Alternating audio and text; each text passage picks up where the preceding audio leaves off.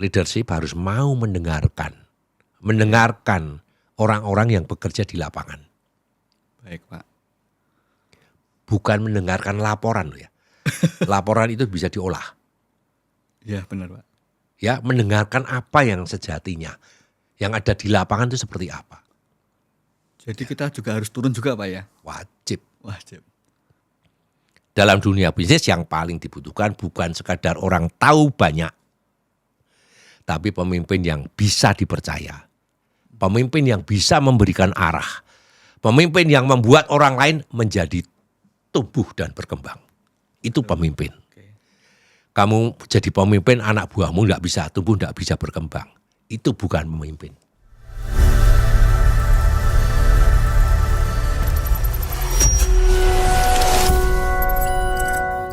Saudaraku, selamat sore. Setiap orang tentunya ingin sukses. Tapi tidak semua orang itu siap membayar harga dari sebuah proses.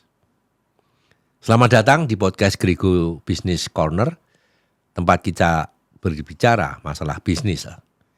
Apa adanya dengan logika, pengalaman, dan nurani. Di podcast kali ini, kita tidak mencari jawaban yang instan, melainkan makna di balik keputusan, kegagalan, dan kebangkitan. Karena bagi saya, kepemimpinan bukan soal jabatan, bisnis bukan sekedar angka, dan hidup bukan hanya tentang menang atau kalah. Marilah kita mulai percakapan pada sore hari ini dengan pikiran terbuka, hati yang jujur, dan niat untuk bertumbuh bersama. Kali ini saya ditemani oleh Pak Moko. Selamat sore Pak Moko. Selamat sore Pak Grego. Apa kabar? Alhamdulillah baik. Luar biasa hari ini. Terima kasih Pak Grego sudah bisa untuk gabung terkait di podcast Pak Grego hari ini. Oke, senang sekali Ya. bisa ketemu Pak Moko di sini. Ya, siap Pak. Oke Pak, mungkin ada beberapa hal yang perlu kita diskusikan pada sore hari ini. Monggo silakan dimulai. Oke, terima kasih terkait dengan kepemimpinan nih Pak. Jadi ada beberapa yang perlu saya diskusikan Pak. Mungkin perkenalan dulu, nama saya Moko Pak. Jadi saya punya beberapa bisnis di area Jawa Tengah dan juga salah satu konsultan juga. Saat ini juga bekerja di perusahaan terbesar di Jawa Tengah juga Pak. Pengen sedikit diskusi Pak terkait dengan kepemimpinan, leadership dan juga mindset di situ. Di situ harapan saya nanti ada motivasi-motivasi yang bisa saya ambil dari pengalaman Pak Grego yang mungkin sudah malang melintang di kehidupan Pak ya.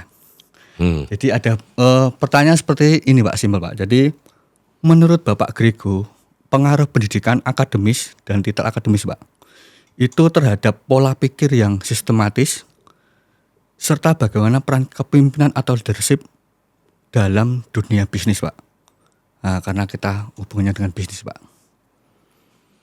Oke, Ya. ngomongnya adalah pendidikan, Ya. ngomongnya adalah titel, tadi ya Pak ya, betul, Pak. hubungannya dengan akademis, dengan pola kerja dan sebagainya ya. Ya. Pak Moko, menurut saya ini pendidikan dan titel akademis itu memang sangat berpengaruh terhadap pola pikir yang sistematis. Ya Pak. Karena pendidikan itu melatih kita untuk berpikir terstruktur, logis, dan berbasis data, dan mampu menganalisanya sebab akibatnya itu apa. Nah, titel akademis itu sering menjadi tanda proses bahwa seorang pernah ditempa oleh metode berpikir ilmiah. Oke. Ya. Namun titel itu bukan jaminan kebijaksanaan. Ya. Bukan di situ ya.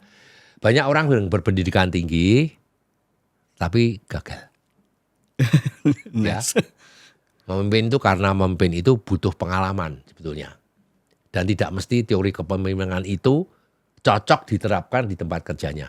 Mungkin cocok di tempat perusahaan A atau usaha B, tapi belum tentu cocok di tempat kerja. Dan itu tidak bisa dipaksakan. Nah, mereka juga kurang empati kadang-kadang ya. Kurang keberanian mengambil keputusan. atau tidak peka terhadap realitas yang ada di lapangan. Inilah kegagalan mereka itu di situ. Ya. Baik, Nah, Pak Grego. kalau ngomong soal leadership, bahwa pemimpin itu memainkan peran yang sangat menentukan dalam dunia bisnis. Bahwa seorang pemimpin bisnis itu tidak cukup hanya pintar berpikir saja. Iya, Enggak Pak. cukup itu. Ya. Tidak cukup hanya memberikan perintah saja. Biasanya perintah, kamu begini, kamu begini, kamu begini ya. Enggak cukup pintar, enggak cukup bisa merintah. Tapi harus mampu apa? Mampu menggerakkan bawahannya. Mampu menggerakkan manusia. Itu yang penting. Oke, sebagai penggerak Pak ya. Sebagai penggerak juga. Penggerak dan juga sebagai contoh ya Pak ya. Ya. Leader itu harus di depan. Ya, memberikan contoh, menggerakkan. Ya, leader apa ya? Saya sebagai leader dalam musik, saya konduktor. Ya. Ya. Semuanya ngikut tangan saya. Ketika tangan saya ke atas, ke bawah itu ada kodenya masing-masing. Oh. Jadi supaya dibedakan, leader itu bukan duduk di belakang meja. No. Ya. Setuju Pak, setuju. Leader itu harus di depan. Nggak bisa hanya perintah-perintah saja. Tapi bagaimana menggerakkan anak buahnya itu. Supaya mereka bekerja sesuai dengan maksud kita. Harus dekat dengan mereka. Nggak boleh asal perintah-perintah saja. Nanti perintah tidak sesuai marah. Itu bukan leader. Oke. Ya. Nah, jadi leadership dalam bisnis itu berarti apa? Mampu menerjemahkan visi menjadi tindakan. Mampu menerjemahkan visi itu menjadi tindakan. Ya, tergantung visi misinya perusahaan itu apa. Oke. Ya, bisa mengambil keputusan dalam ketidakpastian. Nah itu Pak. Ini leader harus bisa, leadership harus bisa. Jangan nunggu. Oke. Kenapa tidak ada keputusan? Tunggu atasan. Bablas. Jadi saling menunggu ya Pak. Actionnya nggak ada. Ya, ini beda. Yang namanya bisnis itu harus cepat.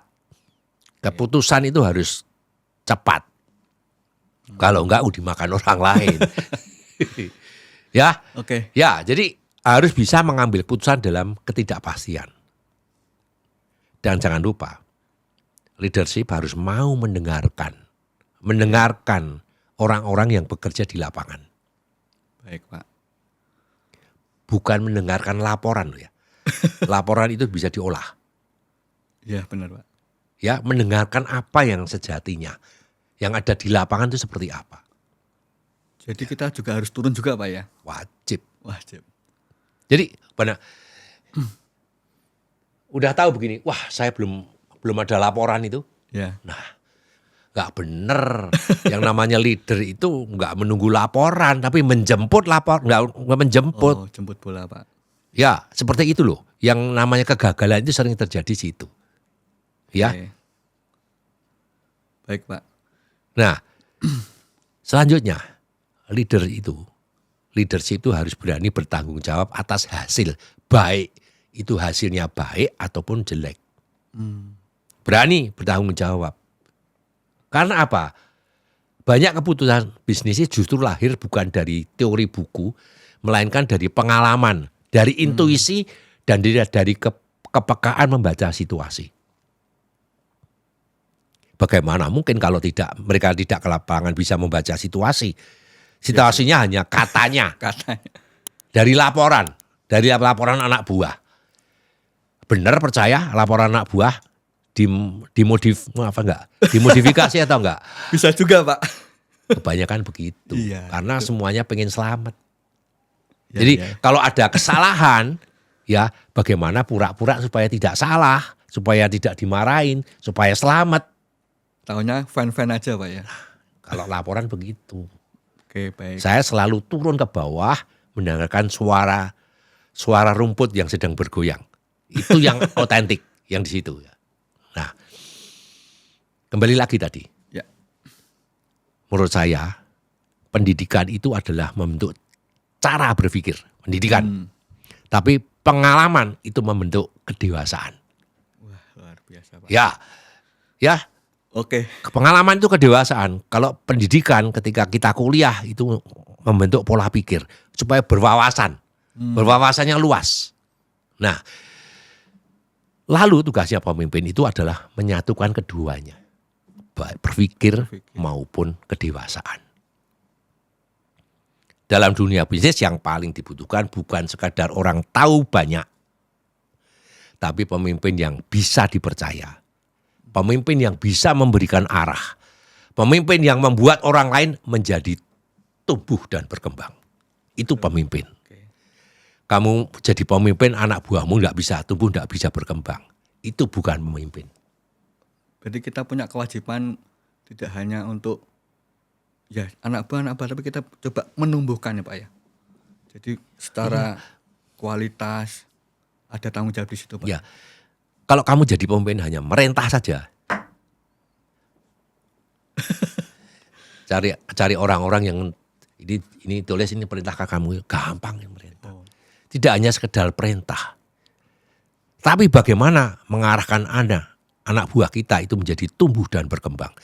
Kalau anak buah kita tumbuh dan berkembang, nanti efeknya ke perusahaan. Perusahaan itu juga akan tumbuh. Jadi sama-sama tumbuh Pak ya. Sama-sama tumbuh. Itulah leadership yang kebanyakan kegagalan leadership itu di situ. Oke. Ya. Oke Pak. Beda sama manajer. Manajer sama leadership itu beda. Manajer itu biasanya di belakang meja. Saya nggak suka. Oke Pak. Ke lapangan. Jadi yang bisa saya simpulkan sih ya sebagai leader sih mindset kita membentuk bagaimana tim kita itu menjadi kerja super tim, bukan superman sih Pak. Oke, setuju. Itu aja sih. Kita harus turun, kita harus punya sistematis bagaimana mengambil keputusan. Harus di depan, jangan di belakang meja. Siap. Luar biasa, terima kasih Pak Grego atas masukannya. Oke, lanjut. Selanjutnya Pak, jadi ini kalau tadi ngomongin leadership sekarang ke emosional. Jadi sejauh mana sih Pak kondisi ekonomi mempengaruhi pola pikir dalam pengendalian emosi Pak? Oke, kondisi ekonomi itu sangat mempengaruhi pola pikir seseorang dan kemampuan dalam mengendalikan emosi. Ya, itu benar menurut saya itu. Sekali lagi, kondisi ekonomi itu sangat mempengaruhi pola pikir seseorang dan kemampuan dalam mengendalikan emosi. Ya, karena apa?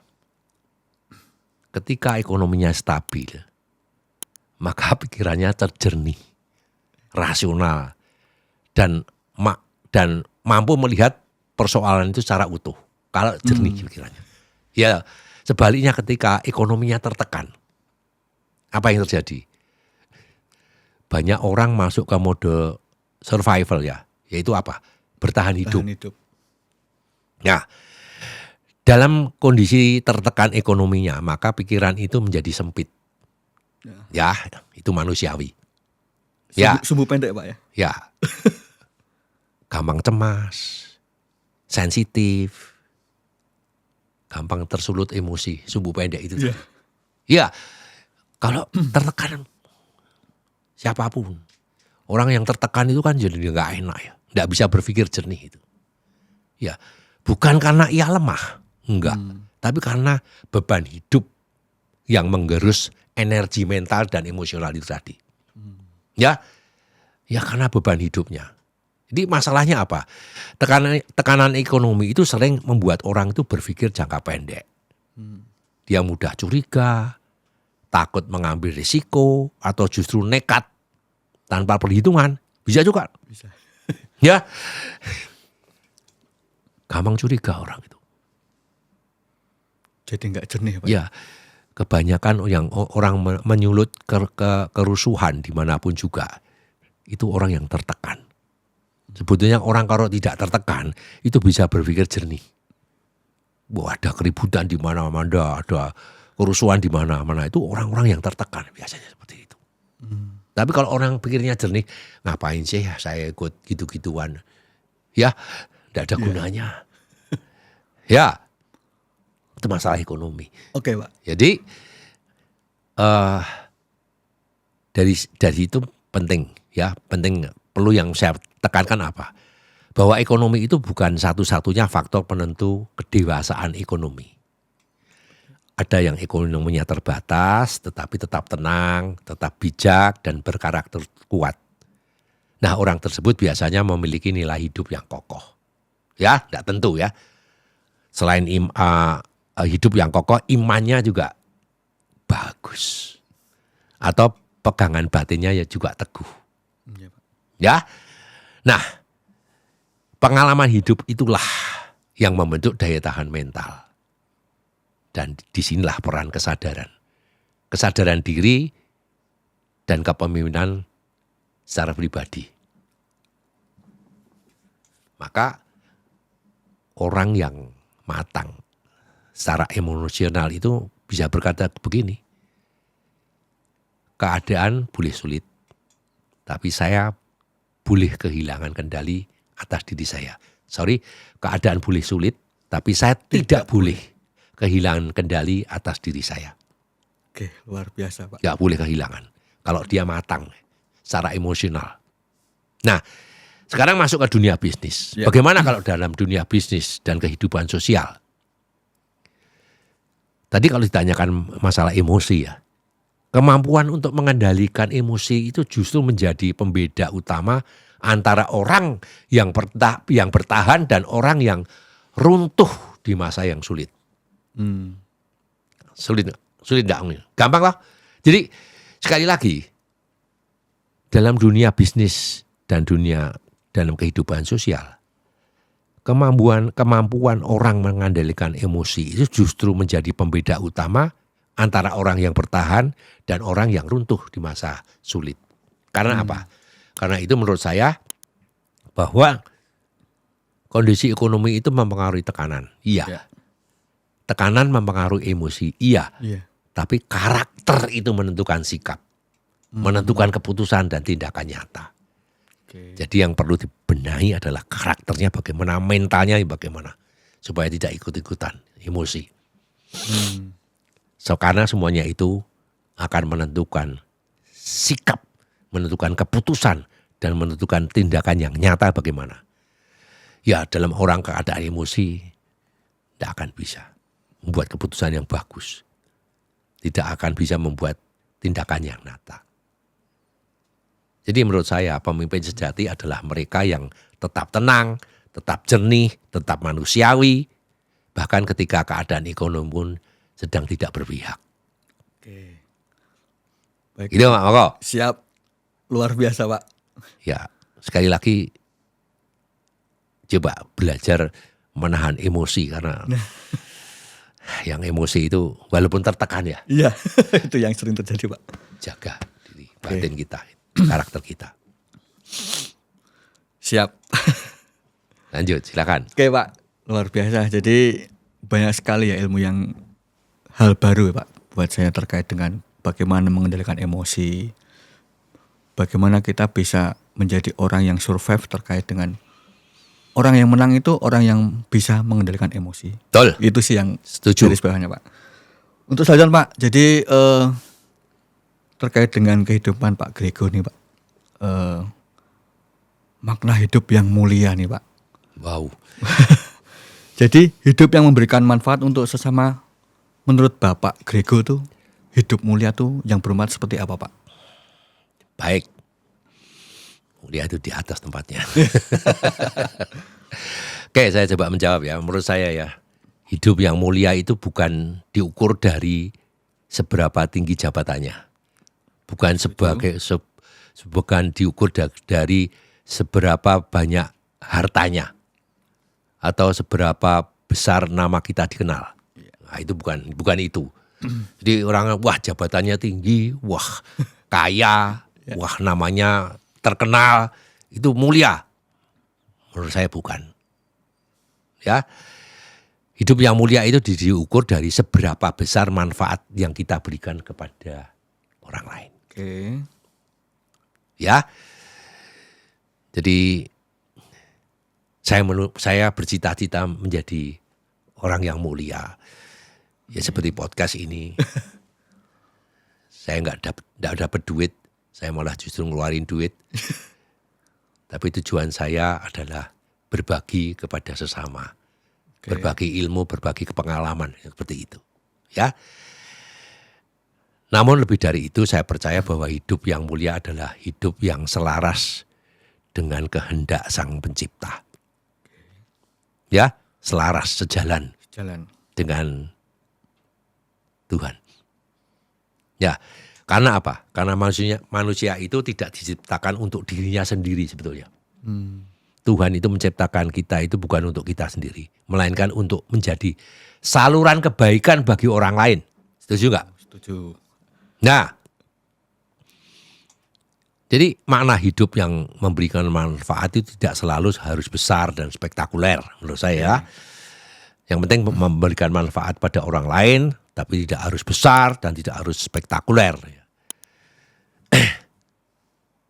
Seringkali Tuhan itu memberikan hal-hal yang kecil yang harus kita lakukan dengan tulus. Seperti misalnya apa? Kita menolong orang tapi tanpa pamrih. Ya, itu juga hal-hal yang kecil menuju ke hidup mulia tadi itu ya. Memberi harapan di saat orang itu putus asa. Ya, kalau Anda bisa memberikan harapan yang tulus, yang tidak dibuat-buat pada orang yang putus asa, itu juga mulia menurut saya. Atau sekedar hadir dan mendengarkan dengan hati. Kalau nggak bisa apa-apa, hadir sajalah. Jadi pendengar yang baik. Dan pendengar yang baik. Itu juga mulia. Ya. Nah, bagi saya hidup yang mulia adalah hidup yang kehadirannya itu membawa terang bagi banyak orang. Membawa terang. Ya. Jadi membuat orang lain itu dikuatkan, bukan untuk dihakimi, membuat orang lain itu merasa tumbuh, bukan direndahkan, misalnya seperti itu. Nah, dan pada akhirnya kita akan menyadari bahwa apa yang kita miliki itu akan berlalu. Titipan. Semua hanya titipan ya Pak? Ya, semuanya titipan.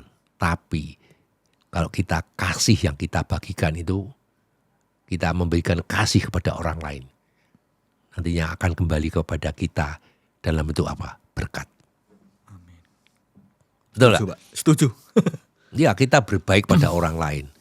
Kita tidak menginginkan imbal balik. Nanti akan kembali sendiri bentuknya apa? Berkah, berkat, keberkahan. Nah, saya percaya ketika suatu hari nanti ketika kita kembali kepada Sang Pencipta, dipanggil Yang Maha Kuasa, yang ditanya nanti bukan seberapa besar kehebatan kita, melainkan seberapa sungguh kita mengasihi dan melayani kepada sesama kita. Dan disitulah menurut saya kemuliaan hidup itu menemukan maknanya yang sejati. Setuju Pak.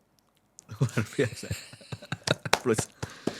Ya. Jadi terbuka saya Pak, mindset saya terbuka. Oh ternyata mulia tuh nggak hanya saya punya banyak uang, saya bisa berbagi-bagi, tapi bagaimana memposisikan saya bahwa dengan mendengar saja saya sudah bisa mendengarkan dengan tulus, dengan hati. Itu sudah salah satu kemuliaan di situ, walaupun kecil. Oke. Saya kalau ngomong mulia itu kepengen nangis saya. Luar biasa. Ya saya pengen hanya mulia untuk diri saya dan untuk keluarga dulu sih Pak. Bagus. Itu yang utama. Ya, berbagilah kebaikan pada orang lain. Itu sangat mulia. Baik Pak. Jadi sangat luas sekali Pak yang mulia itu. Tapi dengan satu gerakan yang kecil pun kita bisa membuat mulia buat kita sendiri di mata Tuhan. Ya. atau di menurut saya karena saya agama Muslim di mata Allah. Tanpa pamrih menjadi berkah buat kita semua. Setuju. Terima kasih Pak. Monggo dilanjut. Oke. Agak emosional Pak. Sama. Kalau lihat Pak Grego kan ya saya pribadi ya pemimpin yang besar dengan banyak perusahaan gitu Pak ya. Jadi mungkin dalam hidup itu kan kita punya target Pak. Oke. Nah, target apa sih yang hingga saat ini masih belum tercapai dalam hidup Pak Grego? Dan pengalaman terburuk nih Pak. Setiap orang pasti punya pengalaman terburuk yang pernah mampir atau dialami Pak Grego yang akhirnya bisa bangkit kembali. Ini bisa menjadi motivasi atau inspirasi buat kita semua Pak. Pak Moko, saya masih belum menjawab pertanyaan ini ya. Saya masih terngiang-ngiang masalah pertanyaan Anda tadi ya. Pak Moko, di sekitar Anda itu banyak orang-orang yang membutuhkan Anda sebetulnya. Ya, membutuhkan perhatian, membutuhkan pertolongan. Ya, pertolongan tidak hanya duit. Tidak hanya duit, tapi untuk memecahkan masalah. Karena di sekitar Anda banyak orang yang bermasalah. Iya Pak. Anda betapa mulianya kalau bisa membuat mereka itu terlepas dari tekanan batin itu. Anda diperlukan orang banyak. Tidak harus dengan uang, tapi dengan bentuk perhatian. Ya, Baik. oke. Itu banyak di sekitar Anda. Baik, tadi bertanya masalah apa yang belum tercapai cita-cita saya. Dan apakah Pak Grego pernah punya keterpurukan di dalam itu? Saya jawab. Oke, saya sudah umur 71 tahun. Ya, saya sebetulnya mau berhenti bekerja, tapi ngapain sih bekerja? Berhenti bekerja, saya udah sejak kecil sibuk. Kalau nggak sibuk jadi malah sakit nanti. Oke, kalau dalam konteks bisnis ya, target saya sampai hari ini masih terus saya kejar adalah apa? Membangun organisasi yang benar-benar sehat dan berkelanjutan. Oke. Ya, organisasi dalam perusahaan itu tetap sehat dan berkelanjutan. Karena nanti harus saya estafetkan kepada anak-anak saya. Ya, sudah waktunya ini estafet, malah justru sudah terlambat kalau saya. Ya, sudah umur 71. Nah, bagaimana supaya agar organisasi di dalam perusahaan itu benar-benar sehat dan supaya bisa berkelanjut. Ya. Ya, itu yang penting. Bukan hanya perusahaan yang besar secara angka ya, tetapi yang punya sistem yang kuat. Ya, punya budaya kerja yang sehat, sistem yang kuat, budaya kerja dan yang sehat. Dan saya butuh pemimpin-pemimpin baru yang siap melanjutkan estafet saya. Ya, saya menyadari membangun bisnis itu relatif lebih mudah. Membangun bisnis itu lebih mudah dibandingkan dengan membangun sumber daya manusia. Dan membangun karakter kepemimpinan yang ada di dalamnya. Oke. Maksud saya buka bisnis kalau ada duit, Tinggal gampang. buka itu Pak. Gampang, kalau ada duit. Tapi yang lebih sulit adalah membangun sumber daya manusia itu tadi. Ya, Itu pondasinya Pak. fondasinya. Karena di zaman sekarang ini untuk membangun manusia itu tidak butuh dengan kuliah, tidak butuh dengan workshop, tidak butuh dengan omongan-omongan yang panjang lebar. Yang dibutuhkan apa? Kita hadir. Kita hadir kepada mereka. Kalau saya punya anak buah Pak Moko, Ya. saya tuh harus hadir dengan Anda.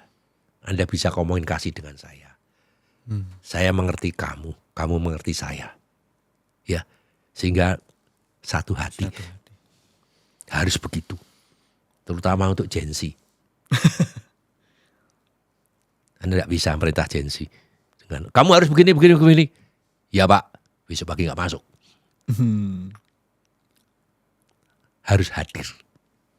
Kita harus hadir dia. Bukan dia yang menyesuaikan kita, tapi kita harus yang menyesuaikan dia. Kita adaptasi sama mereka. Itu untuk yang Gen Z. Karena pasar ke depan itu Gen Z. Ya. Nah, itu yang target saya itu. Ya. Nah, kalau Anda tanya tadi keterpurukan ya. Iya, Pak. Saya pernah juga. Keterpurukan itu apa ya? Misalnya ya. Kalau saya memutuskan sesuatu, ya itu ternyata tidak berdampak pada bisnis seperti yang saya harapkan. Misalnya, saya mendirikan perusahaan baru, tidak berdiri, akhirnya gagal.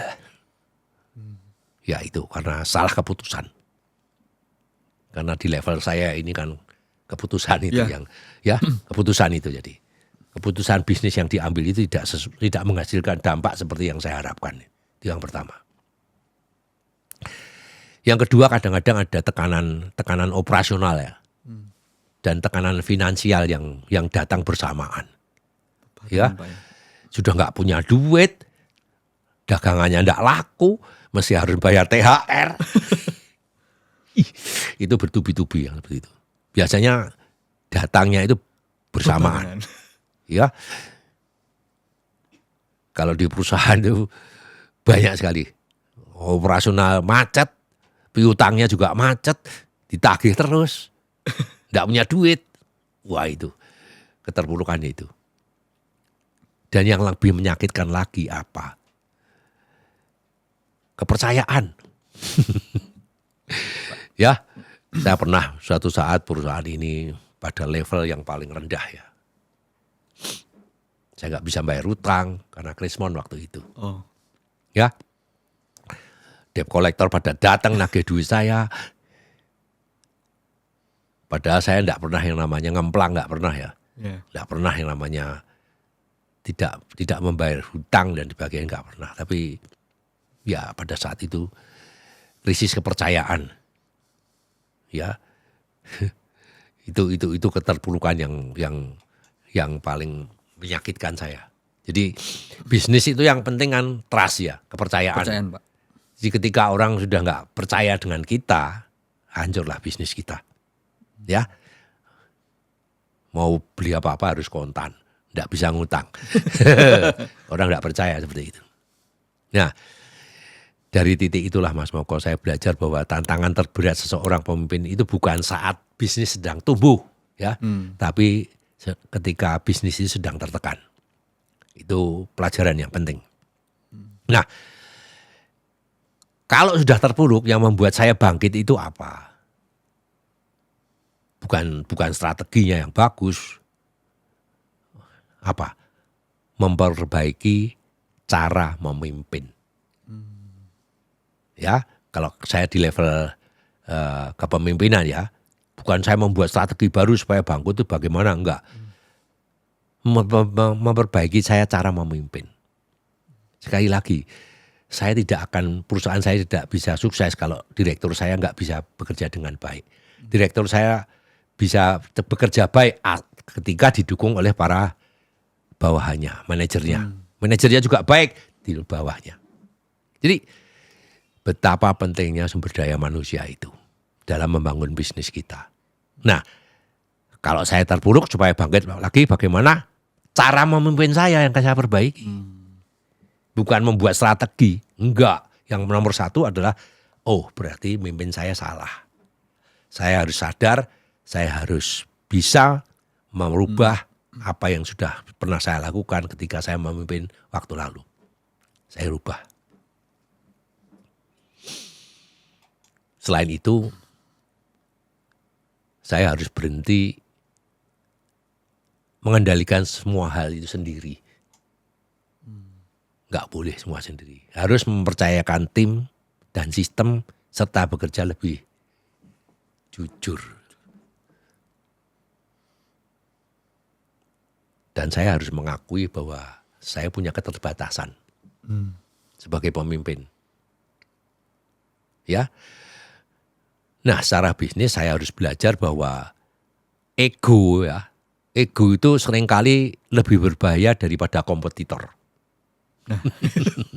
Itu ingat-ingat. Ego itu lebih berbahaya ya. Keputusan yang cepat tanpa data yang valid bisa lebih merugikan daripada keputusan yang lambat tapi matang. Nah, kadang-kadang saya itu sok-sok begitu tuh. Ambil keputusan karena bisnis itu dituntut kecepatan. Kadang-kadang saya nggak pakai data. Saya ambil keputusan nggak pakai data yang valid sehingga akhirnya juga salah itu. Kurang Pak ya, kurang pas. Nah, justru kepemimpinan yang kuat itu terlihat saat kita berani bertanggung jawab, bukan mencari kambing hitam. Nah itu, kalau Anda mau tanya keterpurukan saya itu di situ dan bagaimana membangkitkan lagi ya. Jadi memang pelajaran yang sangat berharga keterpurukan itu ya. Amit-amit, jangan sampai terjadi lagi. Karena dengan keterpurukan itu membuat motivasi saya ya berubah ya. Saya tidak lagi hanya sekedar mengejar pertumbuhan, tapi bagaimana membuat perusahaan itu tetap bertahan dalam jangka panjang. Baik secara bisnis maupun pada sumber dayanya itu. Sekali lagi sumber daya. Karena saya percaya ya, bisnis yang hebat itu bukan tidak pernah jatuh, tetapi yang mampu bangkit dengan sistem, dengan nilai, dan kepemimpinan yang lebih dewasa. Luar biasa Pak. Jadi ya seperti yang saya pahami itu, jika kita terpuruk, kita ngomongin bisnis Pak ya. Jadi selain sistem yang kita review, justru diri kita sendiri yang kita review. Harus caranya Sudah memimpin. benar apa belum cara kepemimpinan kita. Itu yang kadang-kadang, ya maaf Pak, yang mungkin saya sering salah Pak. Kalau saya ada sesuatu secara bisnis, sistemnya saya beneri. Karena banyak sekali ya saya merasakan hal itu. Mungkin dari pengalaman ini Pak Grego sudah banyak ngasih masukan ke saya, ya mungkin saya akan berkaca diri Pak. Bagaimana sih saya memimpin bisnis saya sehingga biar lebih grow tumbuh gitu, Pak. Ya, jadi begini, ini ngomong soal leadership ya tadi ya, kepemimpinan, karena bidang saya di situ ya. Itu memimpin itu harus bertumbuh. Cara saya tahun 90-an ketika saya memimpin itu nggak bisa loh diterapkan sekarang. Sudah beda zaman. Jadi orang selalu ngomong begini, orang-orang baby boomer, dulu waktu saya memimpin begini bisa gitu loh. Coba kamu mimpin sekarang bisa nggak dengan caramu gitu? Nggak bisa Mas. Beda Pak ya? Beda. 10 tahun itu sudah beda caranya memimpin.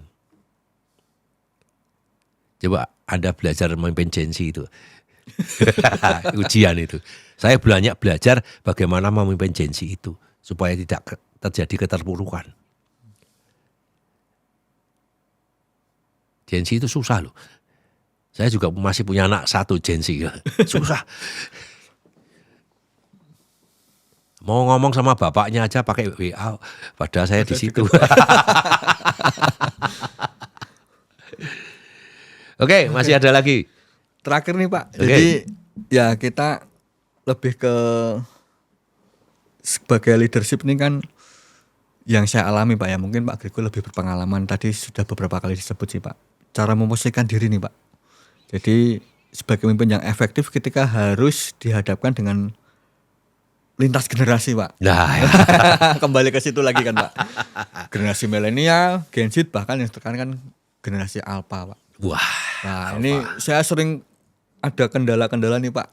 Mungkin minta ya masukannya atau mungkin pengalaman Pak Grego sebagai seorang leader sih Pak, atau pemimpin. Beberapa waktu yang lalu ada ibu-ibu datang ke sini. Dia hanya membicarakan anaknya yang Alpha. Kok susah ya Alpha. Dari Y memimpin Alpha. Sudah beda. Ya. Jadi seperti yang saya katakan tadi bahwa memimpin lintas generasi itu menuntut pemimpin itu untuk bergeser. Bergeser dari gaya mengatur menjadi memahami dan menyelaraskan. Sekali lagi, jangan diatur. Mengatur bla bla bla bla bla. Generasi yang yang lintas generasi yang sekarang ini, terutama Gen Z, susah dia kalau diatur-atur gitu. Anda harus memahami. Anda harus menyelaraskan. Bukan dia yang harus manut sama kita. Tapi kita yang harus memahami dan menyelaraskan apa yang menjadi kehendaknya. Wah, kebalik kan? Kebalik ya. Nggak bisa Anda ngatur. Kalau mau sukses loh. Nggak bisa ngatur. Ya karena setiap generasi itu dibentuk oleh zaman. Oke. Ada tantangan dan cara berpikir yang berbeda. Ya, zamannya sudah beda, tantangannya juga beda, berpikirnya juga berbeda. Anda tidak bisa menyamakan dengan generasimu, apalagi generasi saya, baby boomer, ya. Jadi menurut saya kunci utamanya adalah tidak memaksakan satu gaya kepemimpinan untuk semua generasi.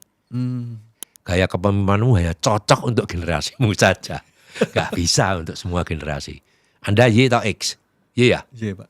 Ya. Y sama Z kan cuma satu tingkat. Tapi pemikirannya udah berbeda. Beda. Apalagi sama alpha. Beda. Nah, sebagai pemimpin kita harus paham bahwa kalau generasi Anda tadi generasi milenial itu cenderung mencari makna, apresiasi, dan ruang untuk bertumbuh. Ya kan gitu kan? Pak. Anda harus ditampung apresiasi yang mau apa. Ruang untuk bertumbuhnya mana. Tapi untuk Gen Z mengutamakan apa? Kejelasan. Kalau kamu cuma perintah aja nggak jelas dia nggak tanya. Ngopo? Iya nggak jalan kan Pak? Iya nggak jalan. Karena dia nggak jelas. Gen Z itu mengutamakan kecepatan. Nggak, nanti dulu ya, besok lagi. Nggak mau dia. Dan kalau dikasih pekerjaan, ini relevansinya apa buat saya? Relevan nggak gitu kan? Udah relevan nggak mau dia. Agak ini Pak ya. Nah, makanya kita harus adaptasi dan humanis pada mereka itu. Adaptasi dan humanis. Itu kalau Gen Z ya. Dia juga butuh kejujuran sih gitu loh. Iya.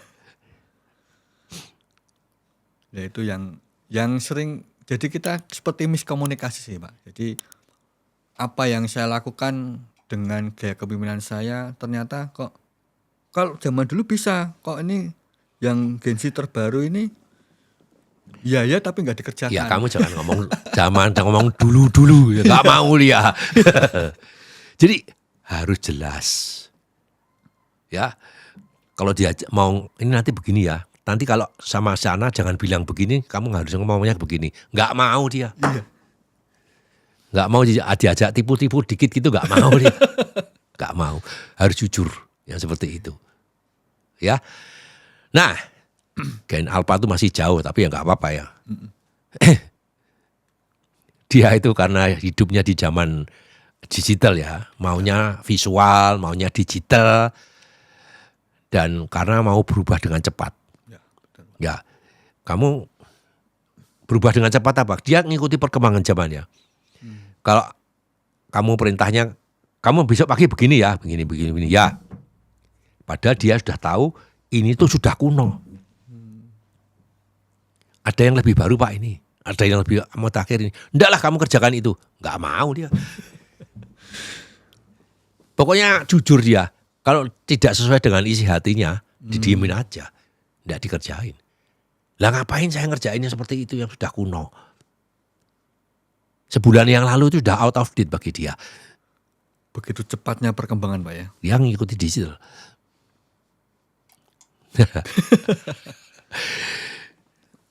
Jadi menurut saya memosisikan pemimpin yang efektif di zaman sekarang, kalau Anda memimpin Gen Z sama Gen Alpha, Anda harus menjadi jembatan, bukan tembok.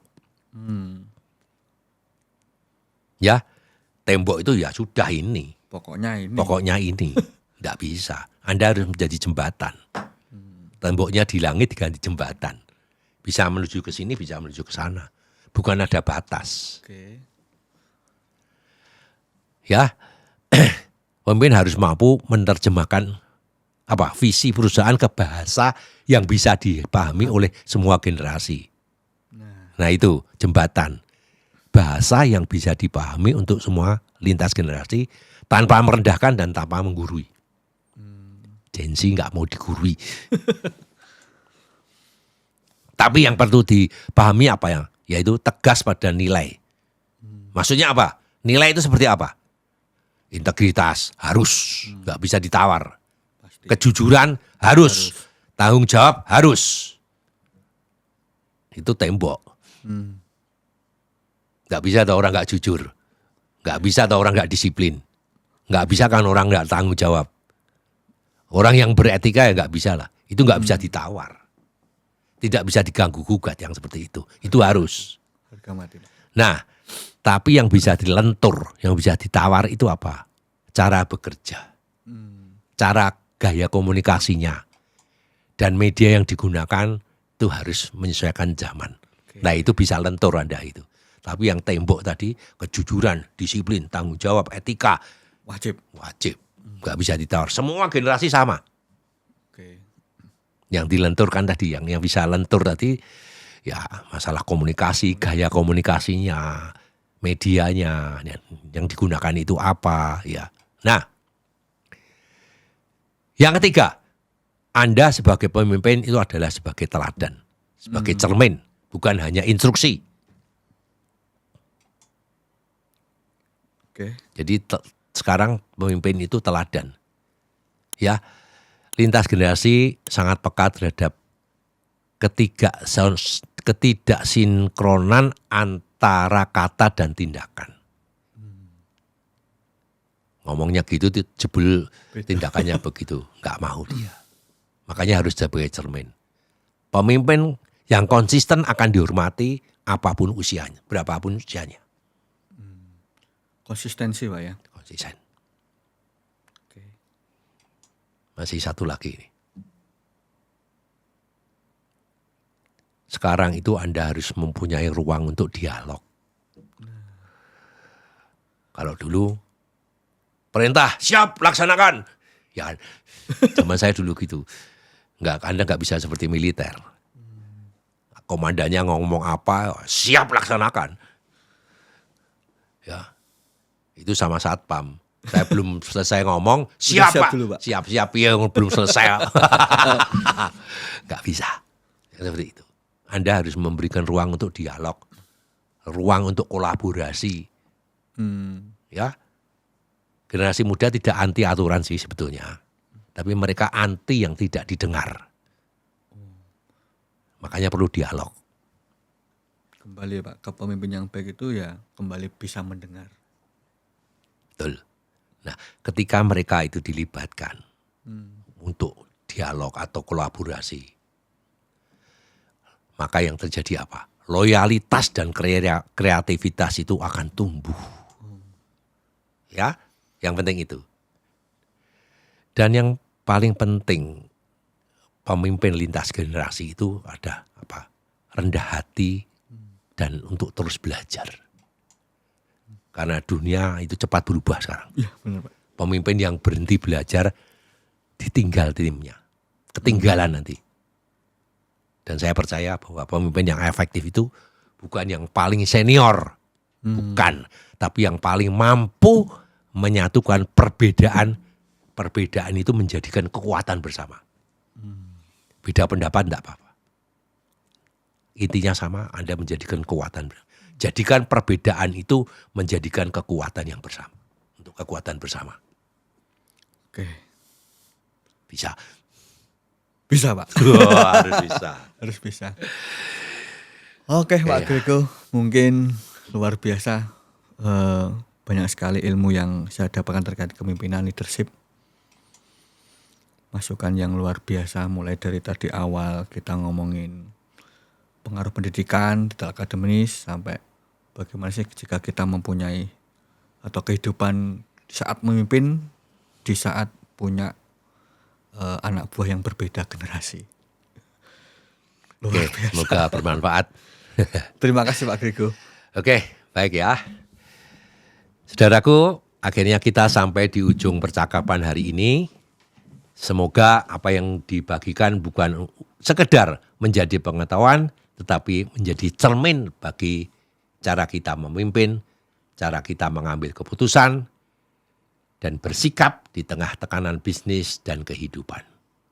Karena pada akhirnya, bisnis akan naik dan turun, situasi akan berubah, tetapi nilai dan karakter pemimpin inilah yang menentukan arah jangka panjang. Terima kasih sudah bersama saya di Grego Business Corner, tempat kita bicara bisnis apa adanya dengan logika, pengalaman, dan nurani. Sampai jumpa di episode berikutnya. Tetap berpikir jernih, tetap rendah hati untuk belajar, tetap bertumbuh sebagai pemimpin dan sebagai manusia. Selalu sehat dan semangat bisa